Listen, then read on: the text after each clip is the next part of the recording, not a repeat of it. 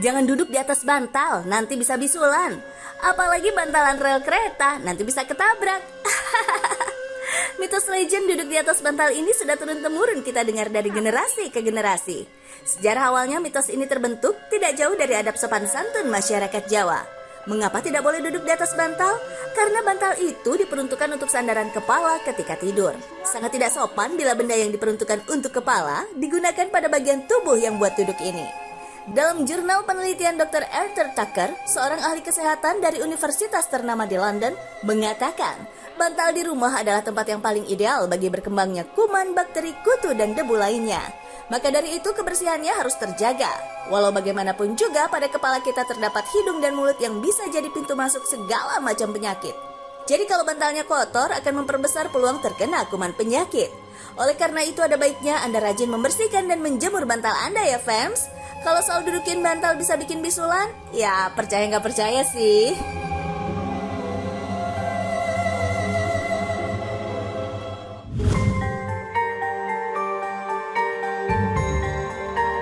Kaum rebahan, mana nih suaranya? Kalau kaum rebahan mah suka banget sama yang satu ini, tidur. Ya, walau bagaimanapun juga tidur dan istirahat memang salah satu kebutuhan penting yang dibutuhkan tubuh kita. Dalam sehari kita memang membutuhkan tidur minimal 5 jam. Tapi nih fams, selain jadi kebutuhan manusia, ternyata tidur juga menyimpan banyak mitos loh. Mungkin karena di saat kita tidur, seorang manusia akan hilang kesadarannya. Oleh karena itu, banyak adab atau mitos sebelum tidur yang ditujukan untuk menjaga kita ketika tidur. Fams, kalian pasti pernah kan kecapean istirahat hingga nggak sengaja sampai tertidur? Biasanya ini terjadi di ruang kerja atau bagi mereka yang beraktivitas padat di jalanan. Kerap kali ketika orang tak sengaja tertidur, dia masih menggunakan pakaian yang ia pakai, bahkan sepatunya.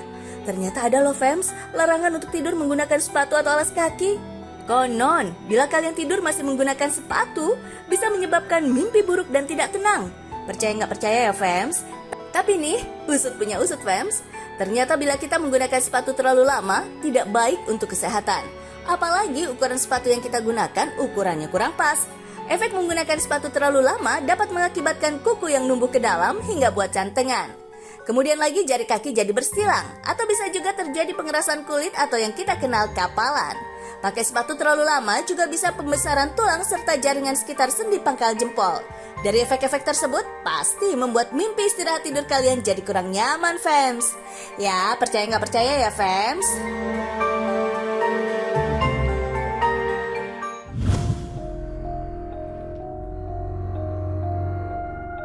Mitos selanjutnya nih fams, jangan tidur menghadap pintu. Menurut kepercayaan Feng Shui orang Tionghoa, tidur menghadap pintu atau tidur di depan pintu dapat menyebabkan badan sakit.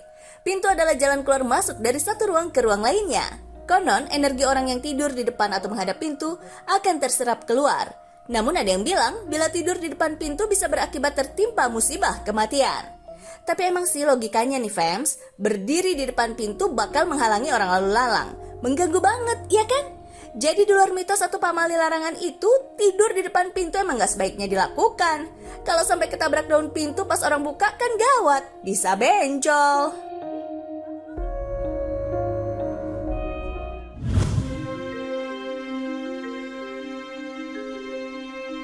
Mitos tidur yang ketiga, jangan tidur sambil bawa boneka atau patung.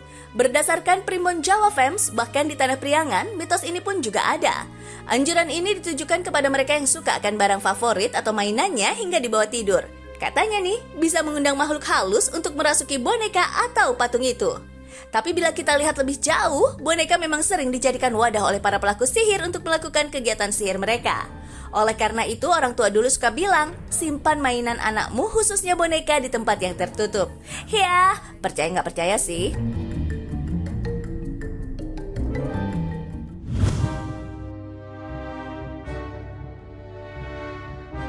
Selanjutnya nih, ada mitos salah bantal fams. Pasti sering denger dong, atau malah banyak yang sering ngalamin nih. Begitu bangun pagi, tahu-tahu leher pegel dan terasa sakit kalau menoleh. Nah, kalau di mitos budaya Betawi dan area Jawa Barat nih fams, bila ada orang yang salah bantal, biasanya disuruh jemur bantal yang ia pakai tidur tadi, lalu dipukul-pukulnya bantal tersebut ke bagian yang sakit, hingga debunya hilang. Percaya nggak percaya sih fams? Katanya nih, bagi mereka yang mempercayai dan melakukan ini, sembuhnya lebih cepat ketimbang yang tidak melakukan.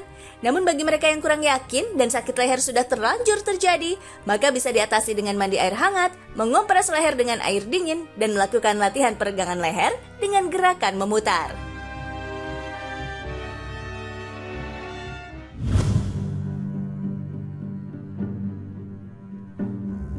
Berikutnya, jangan tidur menghadap utara, fams.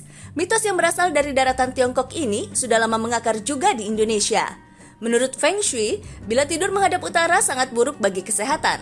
Tidak jauh berbeda dengan tidur di depan pintu.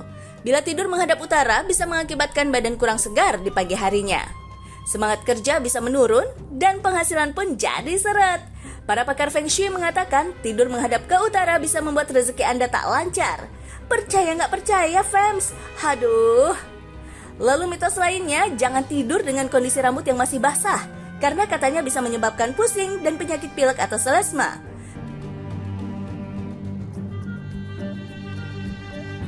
Sekilas memang seperti nggak ada hubungannya ya, fams. Tapi kalau dipikir-pikir nih, bantal kalau tidur saat rambut basah, maka akan makin lama keringnya karena area rambut di tempat kepala bersandar kan jadi lembab. Nah ini nih, bisa jadi sarang bakteri penyakit serta bau apek.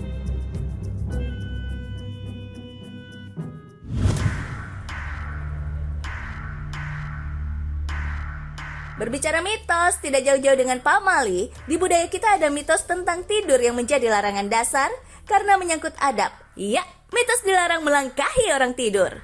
Fams, pernah dengar nggak yang namanya utang darah? Nah, mitos inilah yang ikut menggaungkan kalimat tersebut. Menurut orang dahulu, melangkahi orang yang tidur adalah tindakan yang tidak sopan. Saking tidak sopannya, bila ada yang melangkahi ingin minta maaf, harus menuruti keinginan apapun orang yang dilangkahinya. Termasuk bila orang yang dilangkahi tersebut minta darah, maka disebutlah utang darah. Nah, bila yang dilangkahinya orang yang lebih tua daripada yang melangkahi, hal ini sama saja menyumpahi orang yang tidur dilangkahi tersebut untuk cepat meninggal. Percaya nggak percaya ya, fams?